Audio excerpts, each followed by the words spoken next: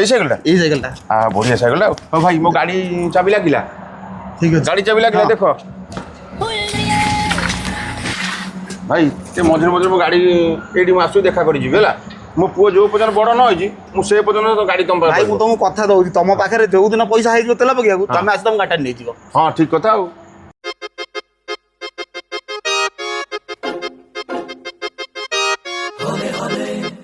ଭାଇ ଗୋଟେ 20 ଟଙ୍କା ତେଲ ପକେଇଦେଲ ଜଲ୍ଦି ପକେଇଲ ମୁଁ ଅର୍ଜେଣ୍ଟ ଅଛି ପକେଇଲ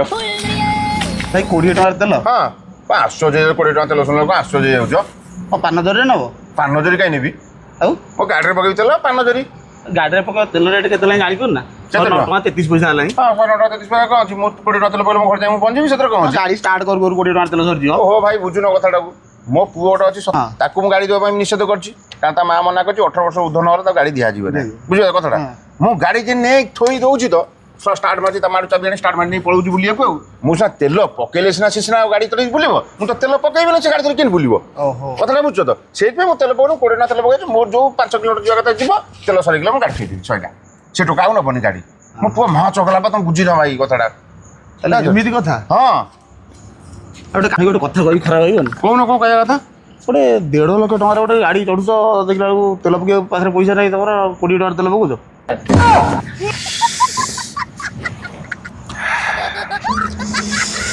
ନା ଭାଇ ଘରେ ଗାଡ଼ି ଥୋଉଥିବା ଟୋକା ନେଇ ପଳଉଛି ସେଇଥିପାଇଁ ମୁଁ ତେଲ ପକଉନି ବା କଥାଟା ବୁଝିବା ପାଇଁ ଚେଷ୍ଟା କରୁନ ଭାଇ ଗୋଟେ କାମ କରୁନ ମୋ ପାଖରେ ଗୋଟେ ଭଲ ଆଇଡ଼ିଆ ଅଛି ଭାଇ କି ଆଇଡ଼ିଆଟା ମୋତେ ଟିକେ କହିଲେ ମୁଁ ଟିକେ ଶୁଣିଯାଏ ଦେଖ ତମ ପାଖରେ ଗାଡ଼ି କିଣିବାକୁ ପଇସା ଅଛି ହଁ ଗାଡ଼ି କିଣିବାର ପଇସା ଅଛି ତେଲ ପକେଇବାକୁ ପଇସା ନାହିଁ ଠିକ କଥା ଆଉ ମୋ ପାଖରେ ଦେଖିଲା ବେଳକୁ ତେଲ ପକେଇବାକୁ ପଇସା ଅଛି ଗାଡ଼ି କିଣିବାକୁ ପଇସା ନାହିଁ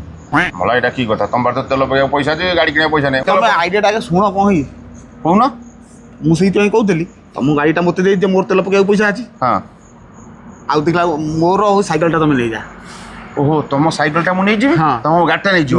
ଶଳା ମୁଁ ତ ଘରକୁ ପେଲି ପେଲି ସାଇକେଲ ଯିବି ଆଉ ତମ ପୁଅ ବି ଆଉ ଚଢ଼ି ପାରିବନି ତମକୁ ବି ତେଲ ପକେଇବାକୁ ପଡ଼ିବନି ତମର 20 ଟଙ୍କା ନେଖା ବଞ୍ଚିଗଲା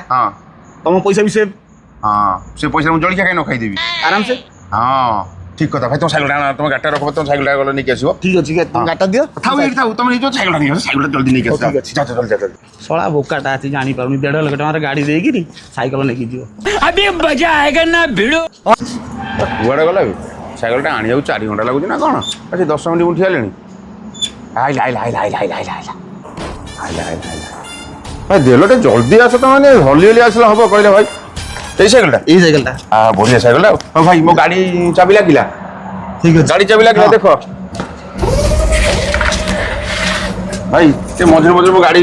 ଏଇଠି ମୁଁ ଆସୁଛି ଦେଖା କରି ଯିବି ହେଲା ମୋ ପୁଅ ଯୋଉ ପର୍ଯ୍ୟନ୍ତ ବଡ଼ ନ ହେଇଛି ମୁଁ ସେ ପର୍ଯ୍ୟନ୍ତ ଗାଡ଼ି ତମ ଭାଇ ମୁଁ ତମକୁ କଥା ଦଉଛି ତମ ପାଖରେ ଯୋଉ ଦିନ ପଇସା ହେଇଯିବ ତେଲ ପକେଇବାକୁ ତମେ ଆସି ତମ ଗାଡ଼ିଟା ନେଇଯିବ ହଁ ଠିକ କଥା ଆଉ ସତ କଥା କହିଲ ହଉ ମାଉଜି ଭାଇ ହଁ ଭାଇ ସେଇ ପଇସା କାହିଁ ଜଳିଖିଆ ନ ଖାଇବି ନା ଠିକ କଥା ଭାଇ ତମ ବୁଦ୍ଧିଟା କୋଉଠି ରଖିଥିଲ ଆରେ ଭାଇ ତମେ କାହିଁ ଇଏ ହଉଛ ତମେ ବ୍ୟସ୍ତ ହଉଛ କାହିଁ ତମେ ଚାଲ ହଉ